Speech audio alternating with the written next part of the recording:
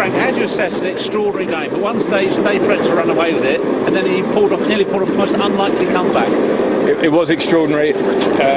Even when you say they threatened to run away with it, I felt we were in it, because I could feel the way we were playing. The first half, in terms of football in the game, we were in it. It was a turnover and a great strike, a non-foul that goes in the top corner, and then a terrible from us on defending the corner. But other than that, in match play we were okay. So the goal gave us hope. The lads showed great character. They're a fantastic team, and we can't afford to make those mistakes. But some of the stuff I saw from the team today, our team, was resilient, with some quality. And at 4-3, if we don't concede a fifth, I felt like we were coming, but not to be. How do you see the last day of the season now? It's huge, isn't it? It's huge. We know the situation. It's in our hands. It's in our hands to get the right result against a very good Wolves team. So the good thing is in our hands. We have to deal with that. If we want to get to where we want to be, then the pressure on moments like this is what it's all about. The players should be happy. Should be happy we're not playing a dead rubber. We're playing for something. And then we have a cup final after that. So it's recover, because they gave a lot tonight, the lads. I feel a bit sorry for them, because I think they were pushing so hard. But recover, and then we go on Sunday. Thank you.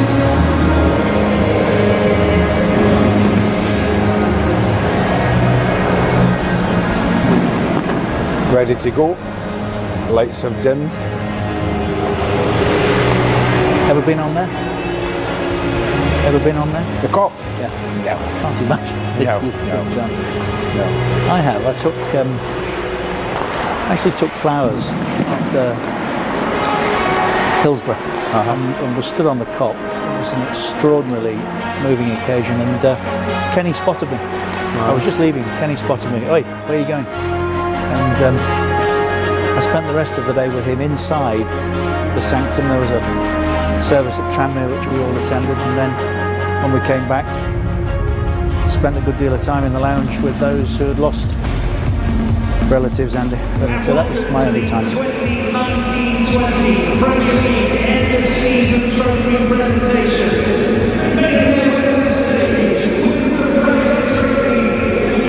What a boy. What a player. Just for him, by the way, actually tonight, Andy, very satisfying evening. Jordan Henderson was one of his. He signed Yes, he was. Henderson. Yes, he was. Yes, all those years ago. Correct. Fergie criticised, didn't he? Said he didn't run the right way. Didn't run properly. Henderson's had the last laugh. Yeah. Okay, well, I think in amongst all the various wires that have been leaving Anfield tonight and the communications coming from that stadium, we have found Peter Drury, so we should return and enjoy the rest of this with him. And now look, Shankly, Paisley, Fagan, Dalglish, Jurgen Klopp, from another city in another land, and yet somehow born to this one. At once he understood Liverpool and Liverpool understood him. Simply a transformational leader. His values are their values, his ambitions match theirs, his clenched fist, his sparkling smile, his irresistible charisma, and his approval by the man who, with a nod and a wink and a hug, has passed on across the generations Liverpool's baton of greatness. Dalglish builds a bridge to Klopp. A beautiful moment, Jim. Yeah, well, Jurgen Klopp has been the real game changer in all of this. You can look at certain players and think, yes, they made a difference, and they did in the likes of Van Dijk and Alisson. But Jurgen Klopp has turned this club right around, and it's almost going. Made this, of course, but how special Liverpool intend to make it for them. That is why it is happening on the Kop. This presentation not for a platform on the players' turf. This one is happening on the people's territory. Poignant and considerate. Liverpool's message to their fans is that this one is for you. First up the staff, and then the non-medal winning. And now we are into the business. Alisson, considered by many the missing piece. Well, you have to go back to Kiev and that horrible night for Loris Karius, and Liverpool had to do something about that position, and Alisson has delivered spectacularly for them. Adrian has deputised more than he might have expected right from the very first night here when he came on against Norwich City, and when he has deputised he has done so ably. But perhaps there is no deputy anywhere for Virgil van Dijk. Composure itself, utterly imperturbable. He's the Anfield rock of that defence. He has made a remarkable difference on the football pitch, and not just because of his football, his composure, but his leadership, his command. A stunning introduction.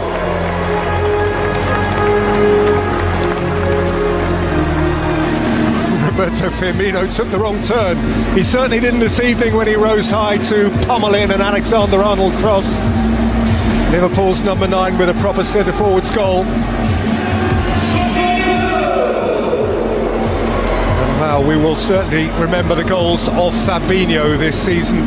When he scores, he doesn't do half a job, he lets rip.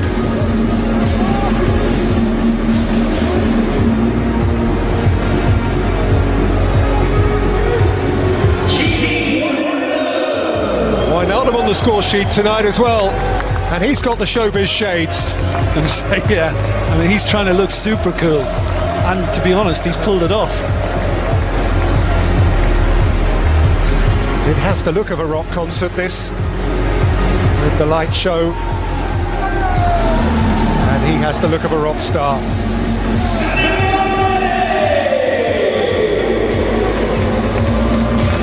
Well, if Firmino and Salah don't get you, Sadio Mane will. The holy trinity up front for Liverpool has surpassed anything anyone else has to offer. His sheer dynamism, his different level.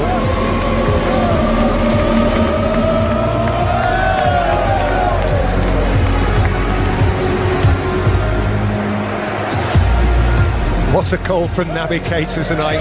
He chose his night all right. Feeling the fun, feeling the rhythm. Joe Gomez has grown into his Liverpool first team shirt. Van Dijk's preferred partner, and for good reason. He has it all, and he has a huge career ahead of him, Joe Gomez.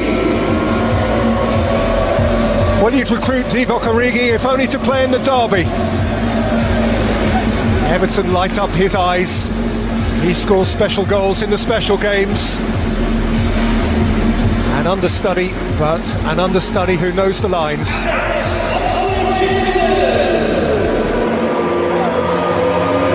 Real special delight for Alex Oxlade-Chamberlain, who's missed so much in his career, not least since he came to Liverpool, missed the European night, but scored on the Premier League party night.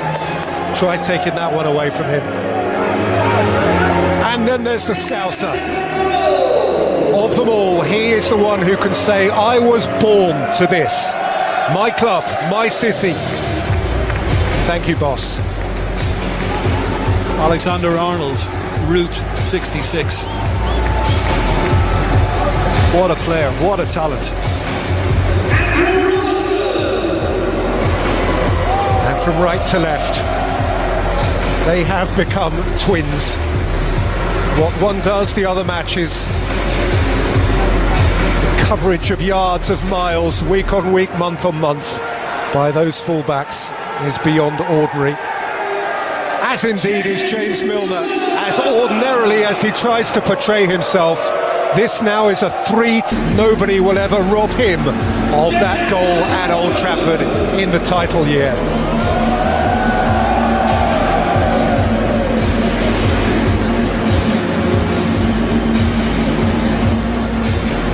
Dejan Lovren, sturdily too, a part of a Liverpool backline which at times this season has felt impenetrable.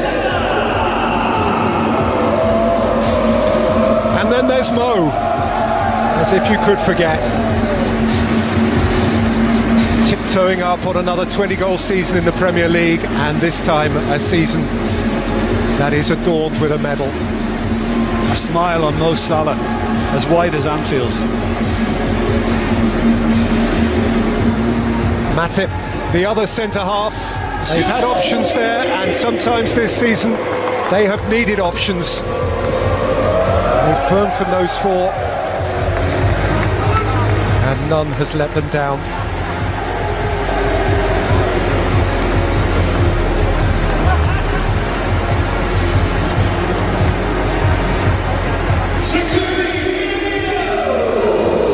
Minamino's still learning the Anfield way, but he will learn. Liverpool's recruitment has been brilliant of late, and the early signs are that this won't be a dud either. Once he feels part of the scenery, once he's scoring his goals, he will have something to add. Xherdan Shaqiri, well, he had his moment in the derby too. A trickster who's had to wait in the shadows this year, but gets his moment in front of the lights now.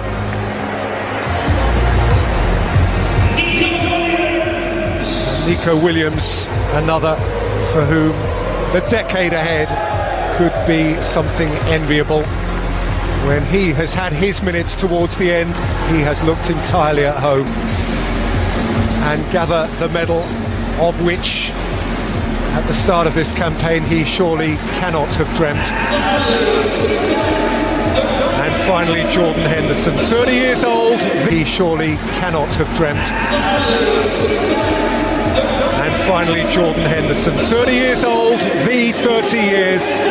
The captain, a Dalglish investment, once doubted by some. The boy born in Sunderland in the summer of 1990 when Liverpool last ruled the land, and who grew one day to lift the European Cup, and a year later to follow now in the fabled footsteps of Ron Yates and Tommy Smith, Emlyn Hughes and Phil Thompson, Graham Souness and Alan Hansen, to skip a Liverpool to the title. At the end of the season they feared may never end. The longest wait, a generation on and more, for the 19th time in their history, for the first time in the Premier League, in the never-to-be-forgotten year of 2020, the champions of England again at last are Liverpool.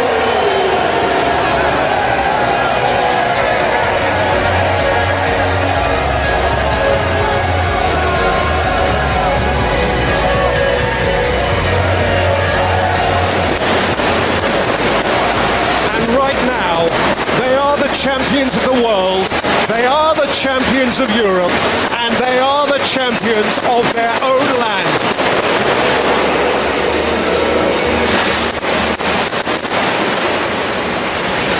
In this moment, no bird flies higher than the liver bird. No club anywhere carries the kudos of Liverpool Football Club.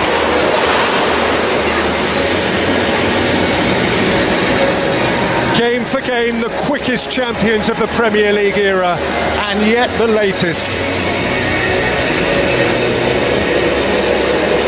Not 30 years of hurt, 30 years through which twice they have conquered Europe. They've won the UEFA Cup, 3 FA Cups, 4 League Cups. They've not been hurting, but how they have been itching. And Jim, he brought it them. He did. It's a club that will always succeed at a certain level, Peter, no matter what happens. But the bread and butter has always been the league, whether it be the First Division back in the day or whether it's the Premier League of today. And this is historic. This is hugely emotional. But those guys under Jurgen Klopp